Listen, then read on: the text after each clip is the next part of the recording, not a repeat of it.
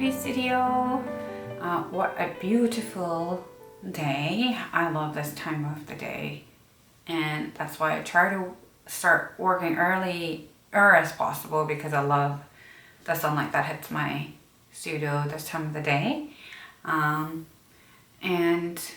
this vlog, I really wanted to tap again upon the topic that I've been reading and listening to audiobooks and thinking about the past few months.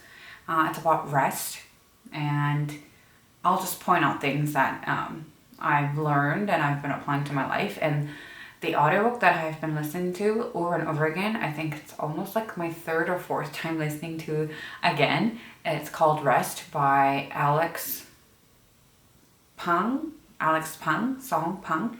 And it changed my mind about rest, because rest has been something that I struggled with a lot, because I get drained a lot as my focus level is a little bit more intense than doing regular daily work. I get so intensely focused that I get drained out easily, and I thought I was the weird one, but Alex talks about how, especially in creative area that people work on, it's essential to know that rest is an important part for me to get back into creative works. And the first thing that I really implemented that is that actually, according to studies and statistics, people work better and function better and have better results when the hours of working is average from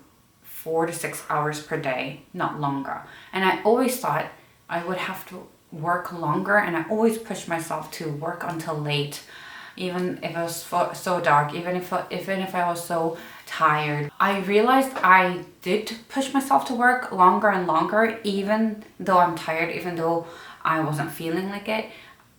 Those results that I made during my tiresome creative process wasn't actually effortful as much as the smaller hours that I would focus better, probably in the morning or when I actually feel better. And Alex talks about how famous philosophers or scientists like Darwin or Henry David Thoreau, even Einstein, they had limited hours of working, and in the afternoon or in their break time they just took tea time or went on a walk. And those examples really helped me to understand that my brain was not the only one drains out after a long time period of creativity. And I started to implement that. Currently I'm kind of on 4-hour period. Of course I have gaps in between. As Alex says, 1.5 hours is like the max focus time that brain could actually give the best. But I'm extending that right now into about 6 hours. And I think I could probably do it. I think I feel way better and charged about going that far of hours creating as I'm implementing naps, working out. I'm probably going to talk about that later. And all the methodologies that Alex produces that I was actually already doing, but it was just about being aware. How long do I want to focus? How long do I want to break? So I have been diving into, I'm gonna say almost season 4 in my collection. Yeah, this collection has been my longest, and probably it's going to be the largest. Of course, I'll advance more and more. I'm very excited because when I'm in that midst of diving in, I really feel like a mermaid. I feel like a mermaid, like diving into the deeper areas of my unconscious, and I feel like floating, almost walking to the clouds. Sometimes I kind of feel detached from myself. It's hard to explain, but it feels really good, and it feels like I'm at that flow. But anyways, thank you for coming back to my vlog, and let's go on the journey of Yubi's world. It's so pretty, Maya.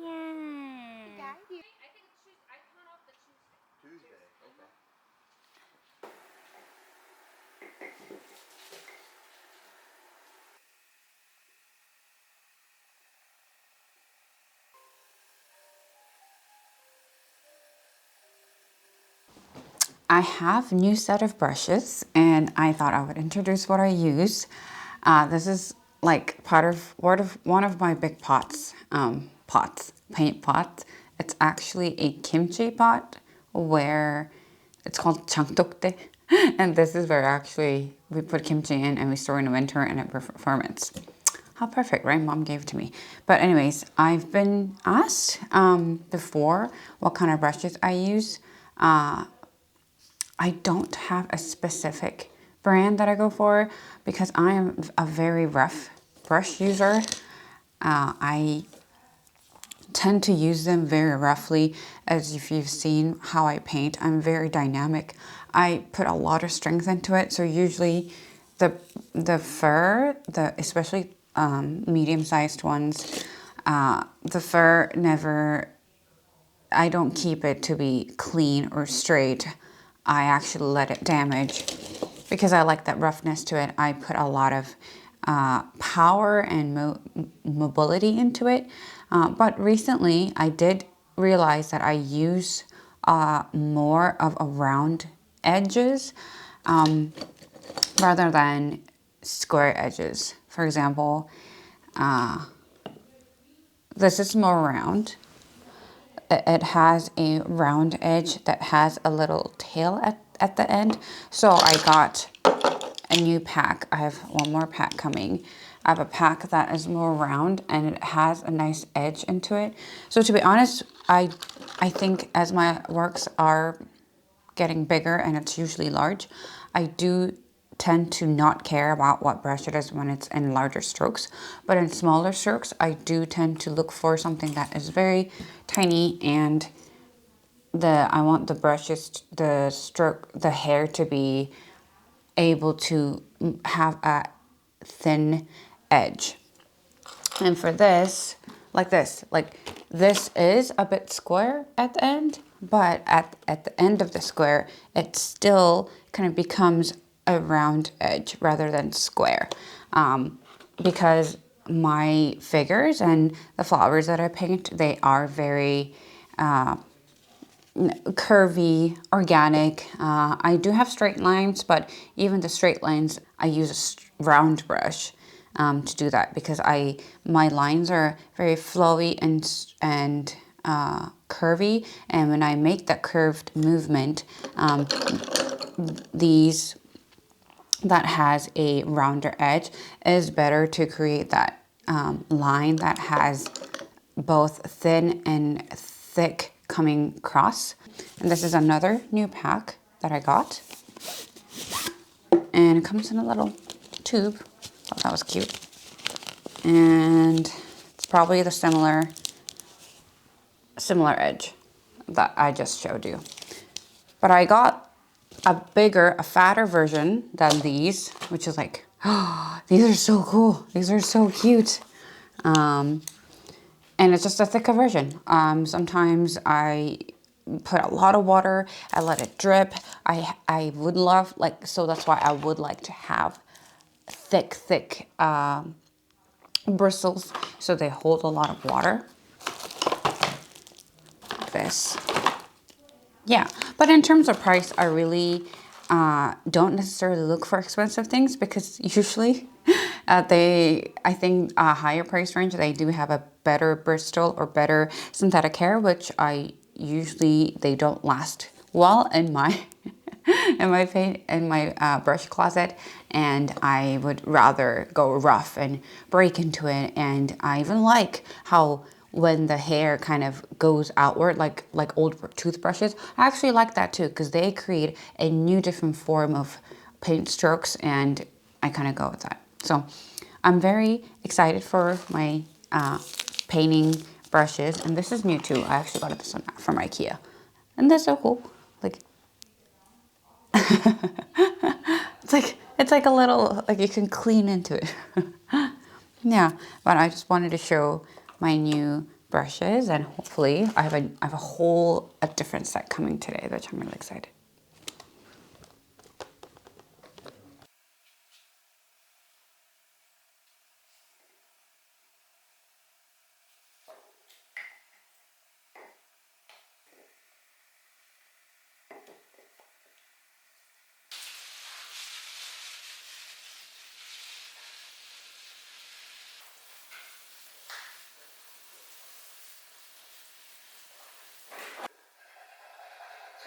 바쁘면 겨울에는 심심합니다. 이런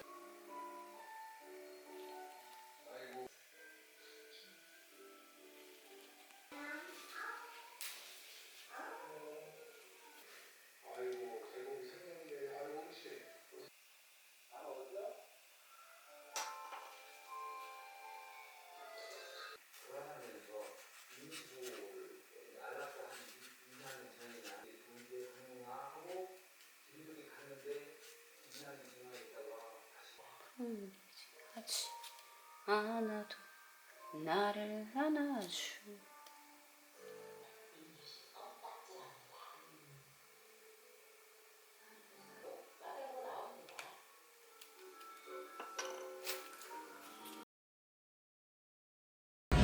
Hi!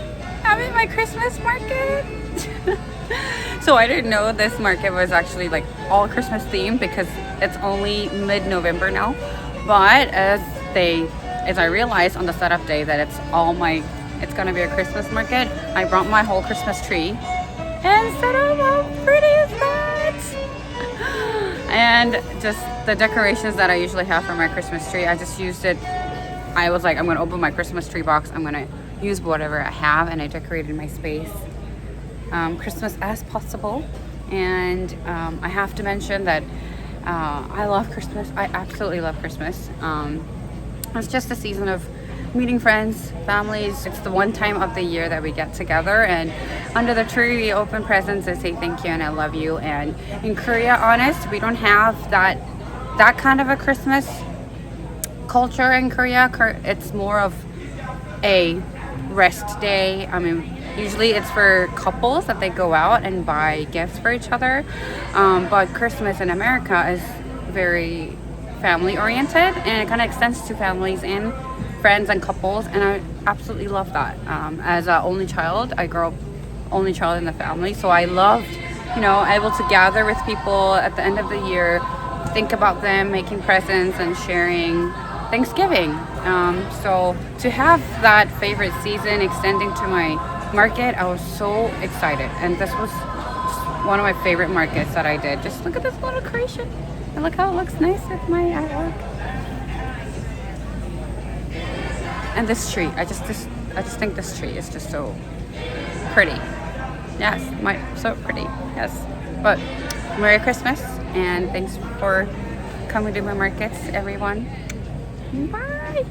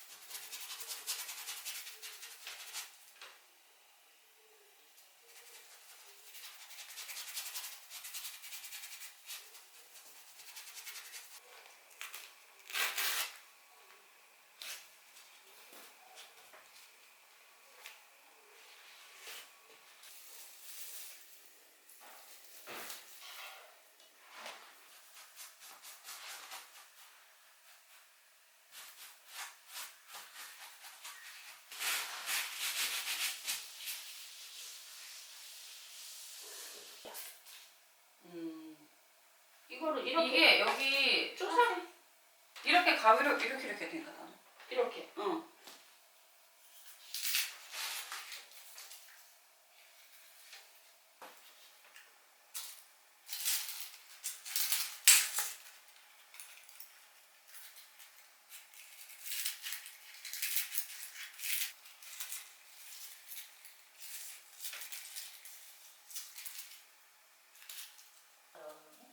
다크닝?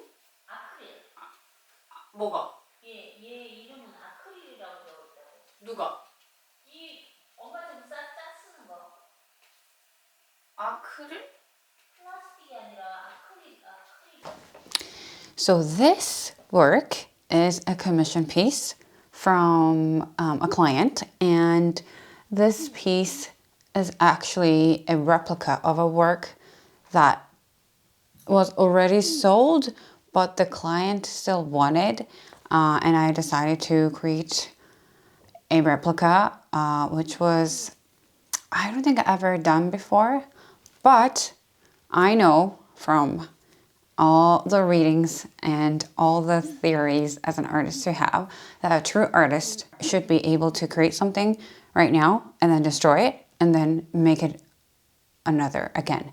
I mean, it won't be able to be exactly the same, but that quote means at least the artist is able to create something so similar because it's already in her, in me, on my hands, on my memories. And this work was done almost 2-3 years ago. And luckily I have a beginning YouTube video of it that's on YouTube. I was doing under collage and a video of it. So I had memories of what kind of brush strokes I used, how I washed this whiteness on top, how I had so much of scattered dried roses over here. And to be honest, I didn't have to offer such replica to the client, but I decided to because I love challenges. And I wanted to see if I could really live out that quote as an artist. And as I'm still extending the idea of rest in my routine of personal collection, I actually accept commissions like this. First, because it's a brain shift. It's actually a rest for me because when I'm focusing on my personal collection, my brain is kind of in the same zone. But when the commission comes in, it's something that I usually am not painting on my personal collection. I mean, to be honest, this is from 3 years ago. I don't remember that much, but it is a brain shift. It turns off the brain that I was using from my personal collection and it turns on a new brain, and that's actually a rest. Like instead of zoning in and focusing on one thing straight on deep, it is actually beneficial and helpful for the brain to focus on something else. So that's why I also decided to take this commission in between all my personal projects because I wanted a little break. And also it's a commission, so it motivates me to finish on a deadline. And I mean, think about it. Somebody wants the work, even though the work is somewhere else sold and that client still wants it, that's such a merit and that's such a grateful thing as an artist to have if someone wants that piece also. I mean, of course I would create for the client, of course. I think I'm aiming to get it done in a few days, hopefully replica as possible. But to be honest, I'm not actually making this the same. I'm trying to make this more beautiful, more beautiful. I am different and I am grown in skills and maturity since 3 years or 2 years, which I am probably able to put that beauty in here to make as a more beautiful piece than the original one. 근데 왜냐면 이제 또 더 붙여야 되기 때문에 그냥 바닥에 털고 쓸자. 내가 공간만 허용되면 난 진짜 난리 부르스 할 수 있어.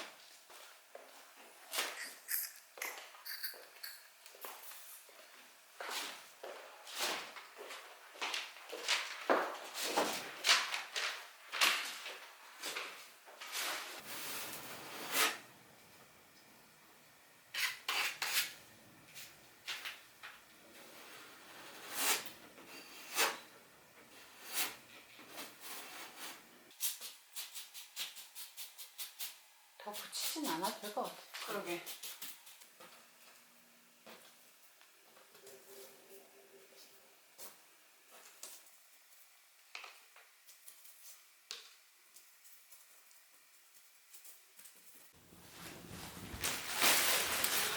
I'm going to open one of my Christmas presents.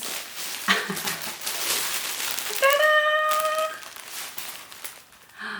This is so cute. Just opening presents is just so fun. And I just thought the bag that they sent, tissue paper, and that's so cute and so like Yubi's garden theme. Okay, so this is a crossbody bag. I'm into quilt. I love upcycled or quilted things. And second, I am very into small crossbody bags that could fit my essentials only, like big enough to fit my essentials. It's so cute. And I found something on Etsy, so I had to get it for Christmas. And I mean, there are just a few things that I would like to carry on a daily basis. That is phone, a lip balm, teeth floss, maybe hand cream. So it's a very, a small size of things that I carry. And I have been waiting on a handmade bag from Colorado that's not here yet, but this is a hand quilted bag from Etsy. I didn't know it's gonna come here, so I'm so excited. And I think this is like a hand handle, shorter handle. I didn't know they were gonna come with, but this is the bag. Ta-da! So the front has the main area that everything goes in, but I like this bag because there's a zipper at the back. And maybe, and the zipper area made me think this is so perfect for it also, especially when I travel, because when I travel overseas or especially when I'm flying, I usually have a backpack that has usually my iPad, my headphones, but I usually need something that I can access easily, and important things like passport, my phone, my boarding pass, my earphones. So I'm always putting my backpack in front to reach out for those. But those would be perfect. I could wrap it around in front of my body, also for safety, so I don't lose those important things. But I'm just so cute, and it's hand quilted. I really try to quilt, but every time I try, I realize that quilting and sewing it's just another respect. I really feel respect for those who are so good, because it's just another field that I'm not. I always think, okay, I'm glad I did not become a designer, because I don't think I would have been so patient to do all this. But I really have respect for people who could make this. It's so intricate. Yeah, and all the quilting that it takes to gather all, and even the zipper, it is so well made. I could not wait until Christmas. It's just still my Christmas presents, so.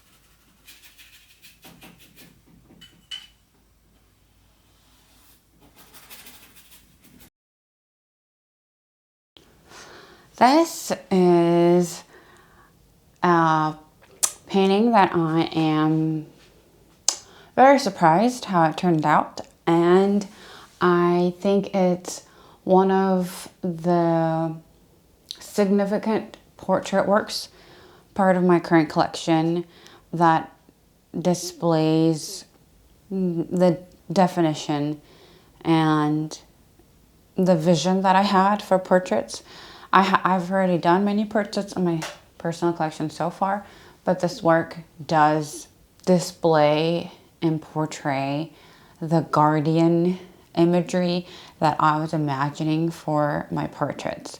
So my current collection is called The Sacred Guardians, but those portraits and landscapes, in this case the portraits, are a visual form, a visual guardians in my inner heart. I was inspired by Jessica Baum's Anxiously Attached. It's a book about explaining a different attachment in intimate relationships. And it talks about the inner critic, the inner child, and the inner nurturer. And usually when I dealt about inner child, I'm extending into the other inner beings that actually nurture and protect their inner child. So inner critic is the one who actually not just condemns and blames, but there's a reason that the inner critic does that to the inner child. It's to protect the inner child. But Jessica Baum explains about the inner nurturer, who is actually like a protector from the inner critic. When the inner critic inside me kind of be like, Yubi, you shouldn't have done that, or making judgments or making little attacks, not just to make me feel bad, but to protect me from being hurt or getting scarred again. Even though it's a mean of protection, I kind of sometimes like get hurt and hesitant about doing something or challenging myself. And that's when inner nurturer comes in.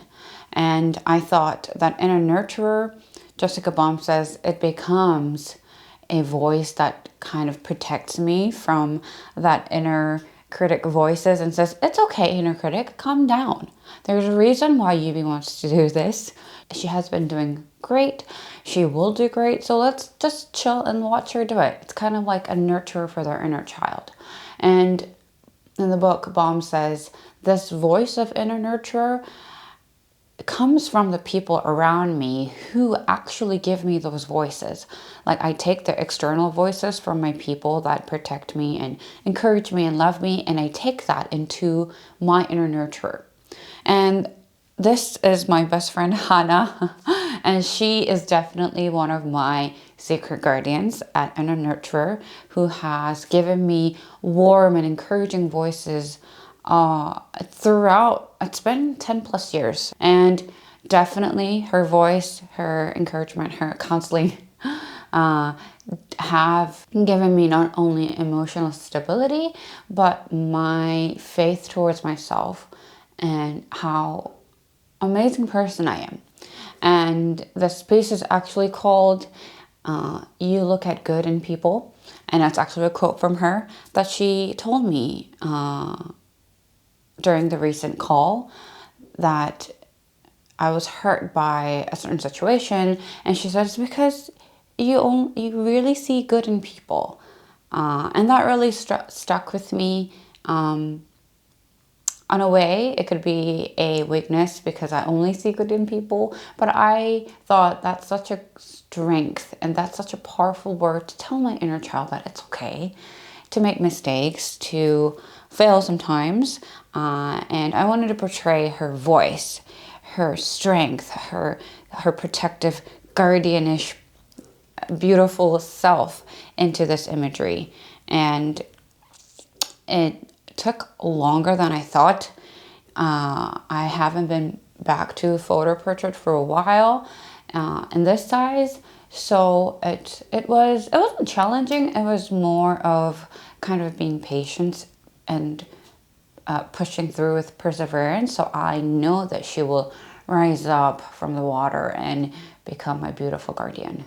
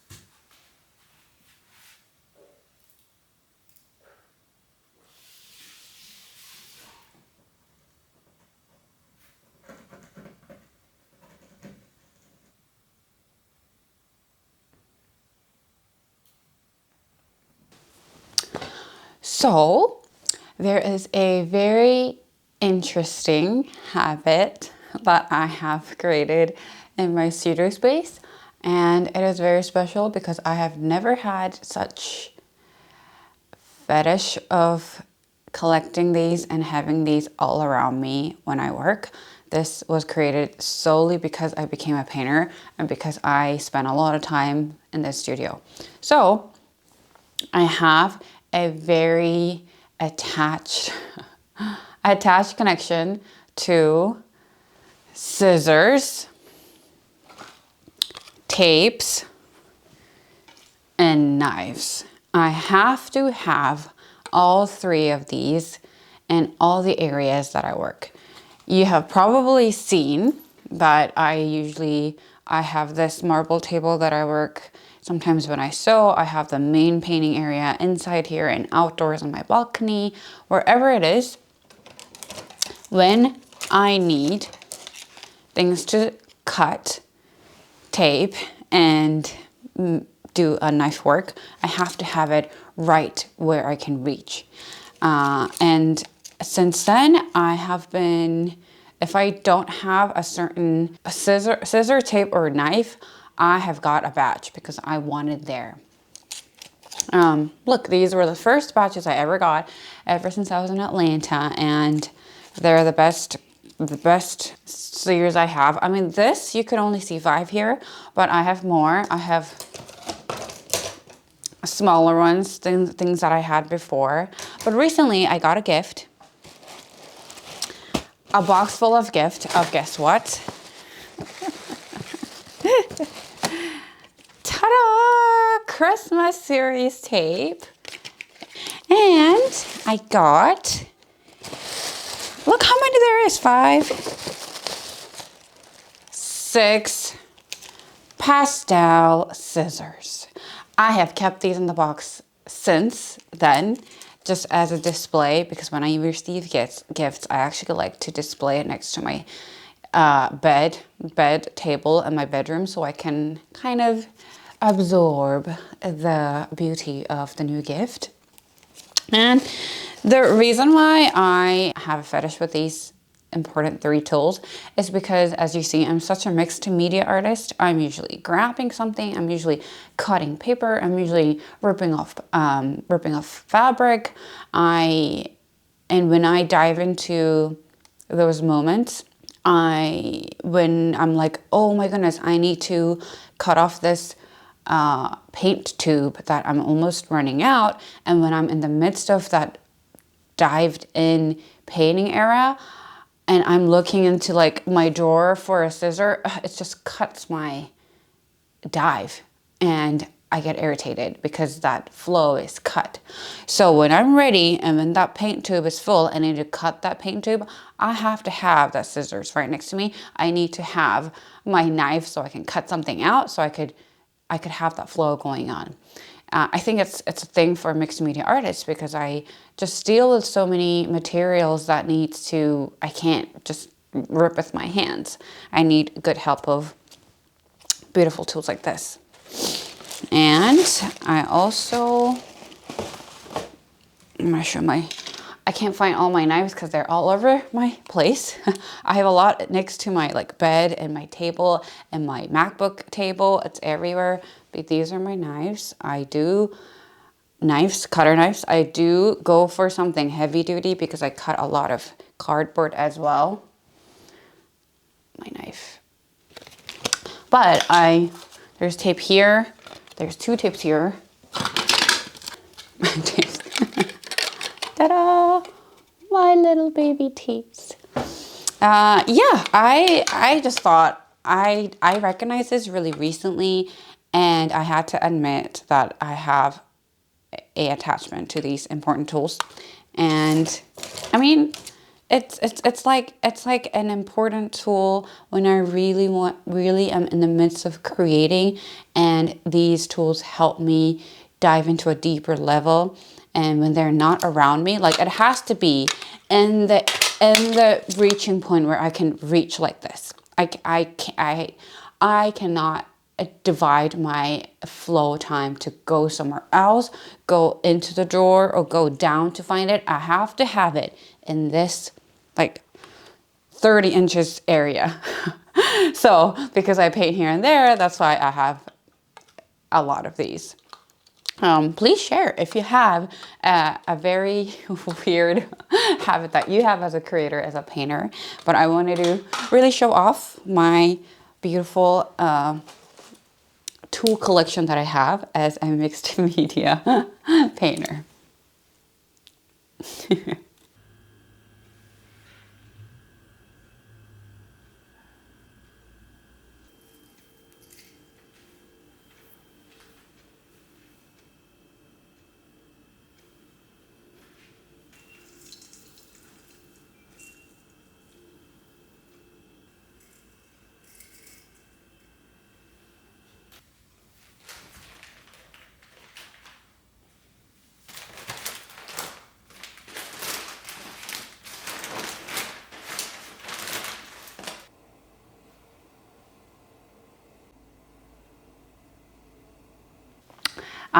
This is going to be my last vlog of this year.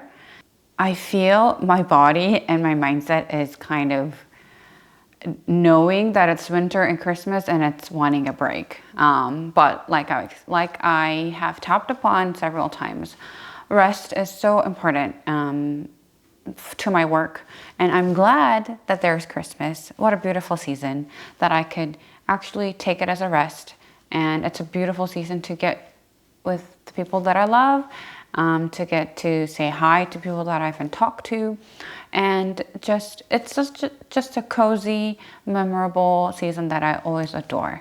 I'm still working, I'm still painting, but I am looking forward to having a few weeks of break before next year. And I'm going through a very important season to make a decision for a challenge of a step that I'm going to take for next year.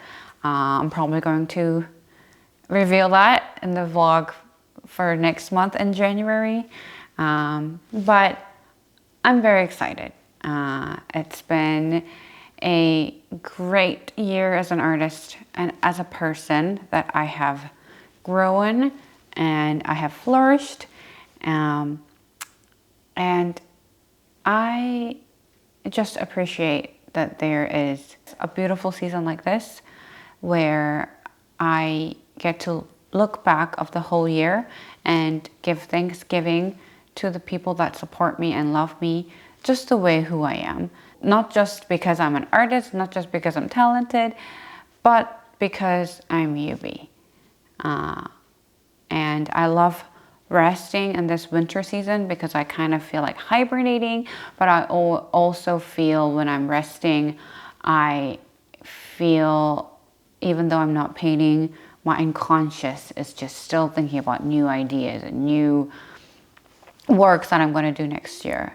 I really wanted to thank you for getting back with me, the vlogs that I've started, and hopefully you'll be with me to the next season I'm walking in next year.